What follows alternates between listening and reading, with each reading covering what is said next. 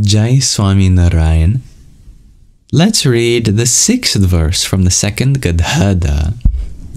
This passage is titled, A Draft, semicolon, the nature of the Citta.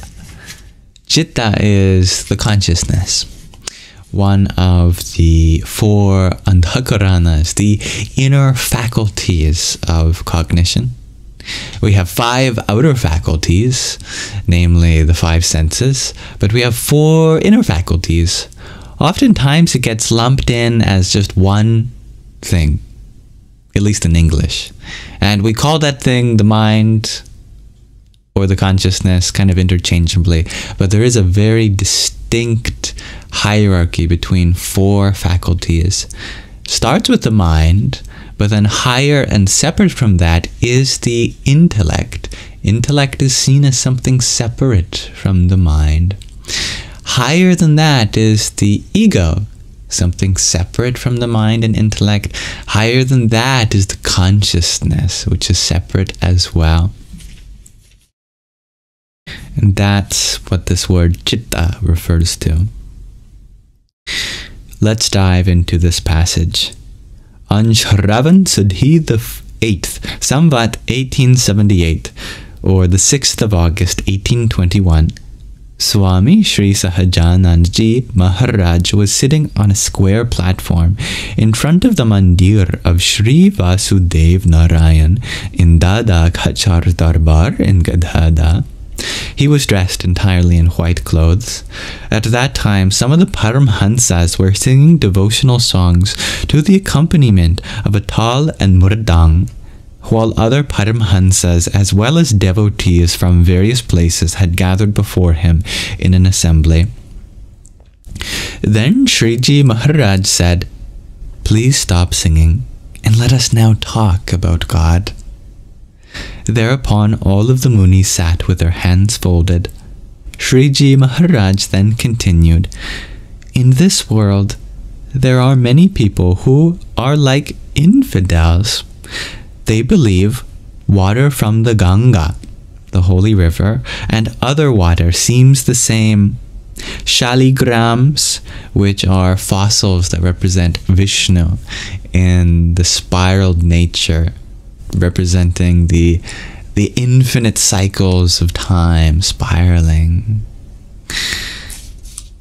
They are seen as a form of God, which is very beautiful. Shaligrams and other stones seem the same. Tulsi, the holy plant from which tulsi malas are made, and other trees seem the same. A Brahmin, which is someone of the priestly caste in society, and a Shudra, someone of the lowest caste in society, seem equal. And nowadays, I've heard that they're moving away from using that term, which has been used to oppress a certain caste of society. I think a more politically correct term is Dalit, D-A-L-I-T. And that's not even a term used outside of the Swami Narayan Sampradaya, as I learned about that from a book from the BAPS by Yogi Trivedi, where he is a great devotee of Pramukh Swami Maharaj, and I first learned it from him in that book, that they're using the term Dalit now instead of the term referring to the lowest caste. And by Sriji Maharaj's words, it might seem like he is also speaking to oppress this lower caste, explaining that no, there is a distinction between the highest caste and the lowest caste, and from the perspective that he is teaching from, that is certainly true. But perhaps in modern vocabulary, we'd be careful to use words that don't create an inequality between souls, because there is absolutely an equality between souls, and this is ultimately the nature of those that find inequality between any of these things that Sriji Maharaj is talking about, that the same divinity exists within all things. And so We do not have to look at anything as more or less divine necessarily. Still, however, there is reverence towards one thing more than another. There is a history, there is a culture around it and stories, and those must be maintained and observed. And ideally, Brahmins and Dalits, they represent niches in society that are equal and not necessarily higher or lower too, and so distinctions still can be recognized. And that is the essence of the interpretation of Vedanta that this sampradaya is based in. It's neither Advaita Vedanta nor Dvaita Vedanta, but Vashishtadvaita. That is ultimately non-dual, but still recognizing distinctions. Whereas Advaita does not recognize distinctions, that all is Brahman. And Dvaita says that, no, not all is Brahman. However, Vashishtadvaita is somewhere in the middle where it says all is Brahman, but still we can point distinctions. And ultimately the same is true in Advaita as well, just coming from a different perspective. Anyway, that's some commentary in these verses. I'll continue. Food, which is the prasadam, the sanctified food of God, and other food seems the same. To fast on the day of Ekadashi, the 11th day of the lunar calendar, and to go hungry on any other day seems the same. A sadhu, a monk, and a non-sadhu also seems the same. Despite this being so, why have those so-called great people made distinctions in the form of moral do's and don'ts in the scriptures? This is what people, with confounded minds profess. That is why I put this question to all of you sadhus. Are those distinctions in the form of moral do's and don'ts prescribed in the scriptures by great people valid, or are they concocted? May the junior Paramhansas answer this question. The junior Paramhansas replied, the distinctions in the form of moral do's and don'ts are indeed valid. If this were not so, how could there be a distinction as though those who deserve to attain swarg, which is heaven, and those who deserve to attain narak, which is hell? Some more commentary too. I have translated Swarg and Narak into heaven and hell, which is the common translation, but this text leaves them in their original Sanskrit, and that's for a distinct reason, because it's not totally accurate to compare Swarg and Narak to heaven and hell as we might understand them in English, which primarily comes from an Abrahamic understanding, where heaven and hell are two permanent residences, like a fork in the road after death, that you're on earth only once, and then from that you go to heaven forever or hell forever, and that's it. That's the colloquial understanding of heaven and hell and earth in as we understand them with these terms in English. But, as of course you surely know, in Hinduism, there is the belief in reincarnation. So after you die, you reincarnate. And most of the time, you may reincarnate back on earth. Other times, you may go to a higher abode or a lower abode and then come back to earth. So they're not permanent residences, nor is there only one time that you exist on earth. You can consider heaven, swarg, like a vacation, and narak, hell, like a prison sentence. It doesn't last forever. Neither do, and you still return to ideally attain the highest liberation while you are still alive on earth.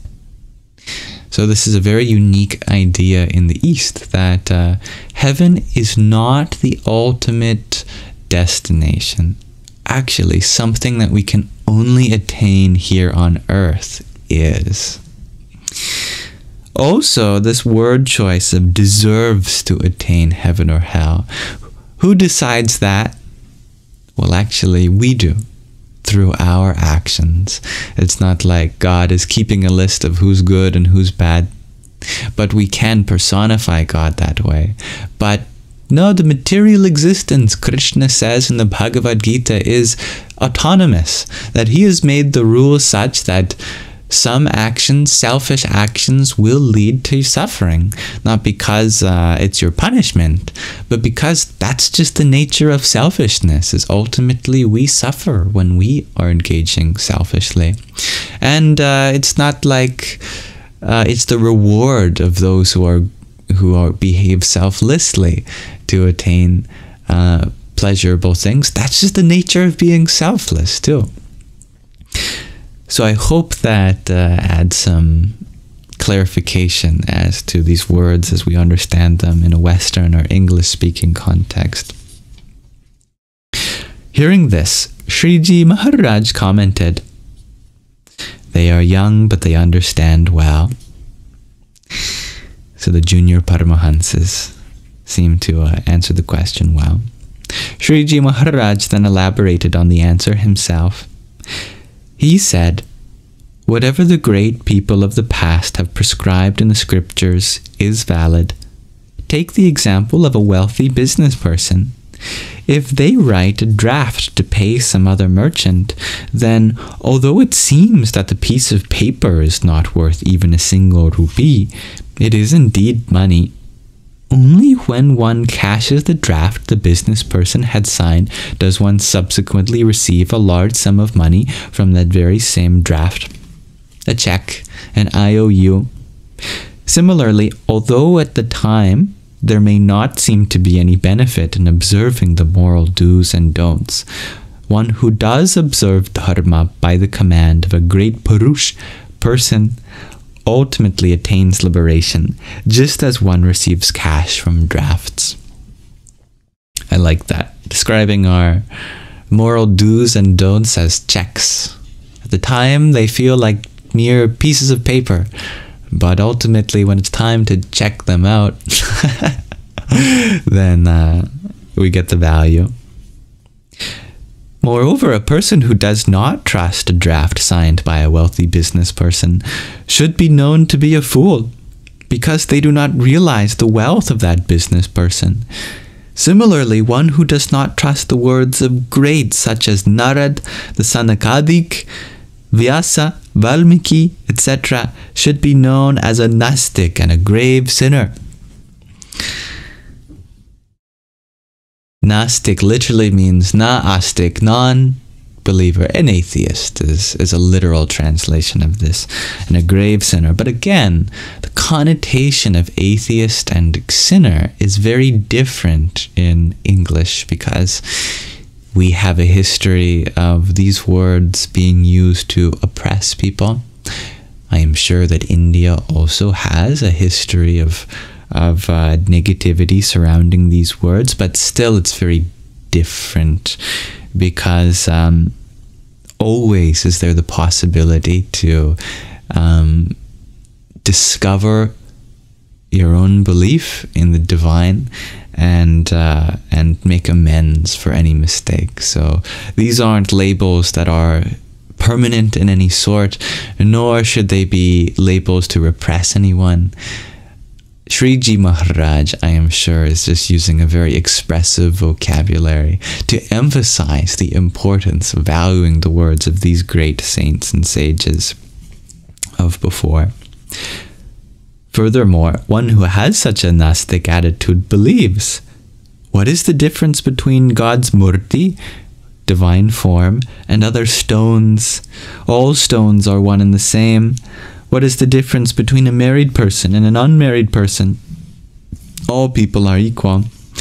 What is the difference between one's partner, mother, or parent, or sibling? After all, they all look alike.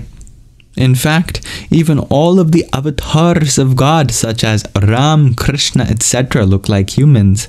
Surely then the concept of them being greater or lesser has been concocted by humanity's imagination. But what can we do?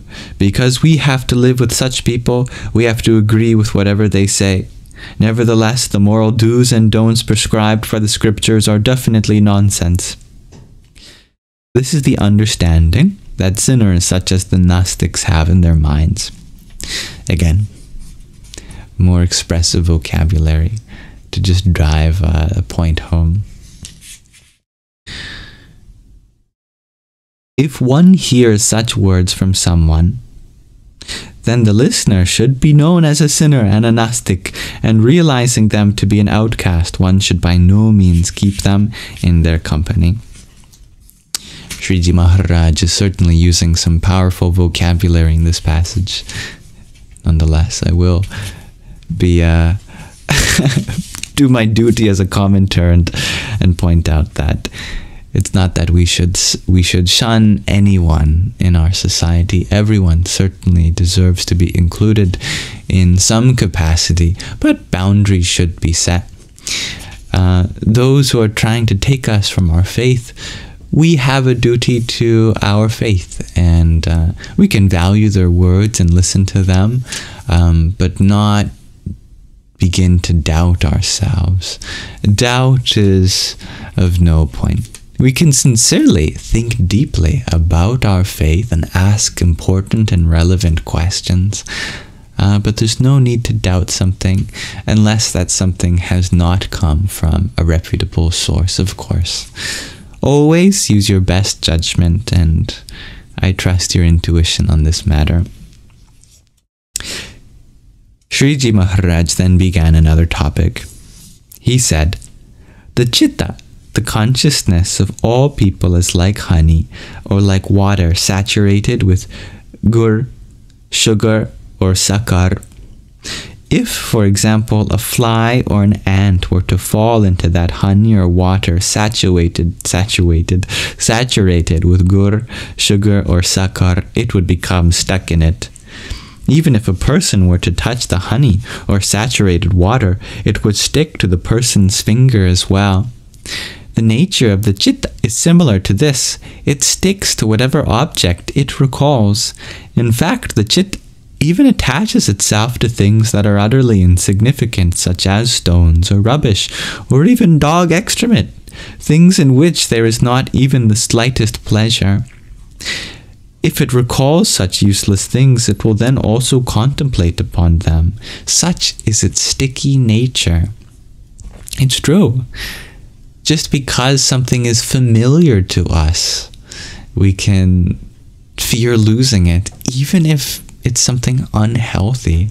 For example, many people become so familiar with their depression or anxiety that the moment that they're feeling a little bit more joyful or fearless, they think something's wrong. You know, I've experienced this. I'm sure you've experienced this too. People who even may be in an abusive relationship, because that's all they know, when they get out of it, they might even begin to miss it. This is the nature of the consciousness. It is sticky.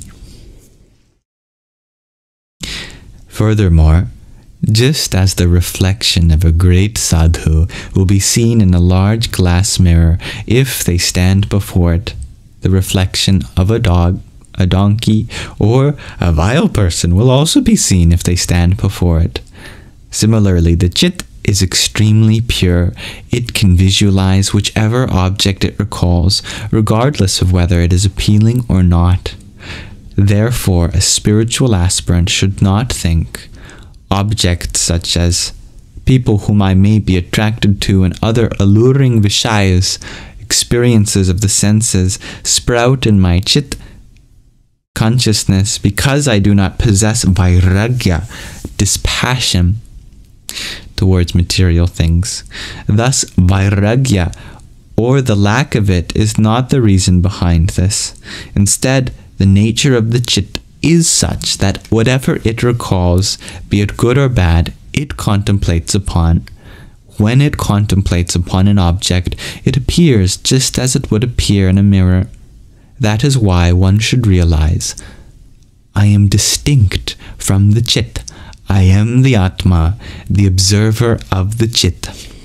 Realizing this, one should not become frustrated by the pure or impure thoughts arising in the Citt. Instead, one should realize oneself to be distinct from one's Citt, engaged in the worship of God, and always remain joyful. That's beautiful, and a rare and important point that this term Citt can be used in one of two ways. As consciousness that you are, and as a reflection of consciousness that you are not. We give the example of a person standing before a mirror. The person is the person. The reflection is merely the reflection of the person. And the mirror is merely the mirror which houses the reflection of the person. The mind is the mirror. The Citta is the reflection of consciousness. But you, as the jiva, the individual behind, is the true consciousness. Thank you for listening. This has been the 6th passage from the 2nd Gadhadā. I apologize if any of my commentaries seem to contradict Sriji Maharaj's words. I just hope to place them in the right context given my predominantly Western and English-speaking audience and the predominantly Eastern culture and context of the vocabulary which this has been translated from. We have such a seriousness in the religion in the West. Religion is taken so seriously, serious by those that follow it, in the sense of arguing endlessly with those that don't believe, and vice versa. You know, there seems to be such a disconnect. Eastern spirituality is equally sincere, but not as serious. So when there are such intense terms being used to describe people, often in the negative, there isn't as much of a history behind those words in a repressive or oppressive sense. There is still, of course, ways in which they are used like that, and we have to be aware of that too. But generally, in my opinion, the correct understanding or interpretation of these words, whenever they get intense or seemingly negative, are actually from a more playful standpoint. We don't get the connotation of Sriji Maharaj's words, but if you ever listen to a great saint, they're always using their words joyfully. You know, even if they're saying some pretty harsh terms, they're laughing and they're not actually intending on hurting anyone with their words or creating divisions or barriers. So I really wish to emphasize that. So thank you for your patience and my carefulness, my cautiousness surrounding that, for your understanding. Jai Swami Narayan.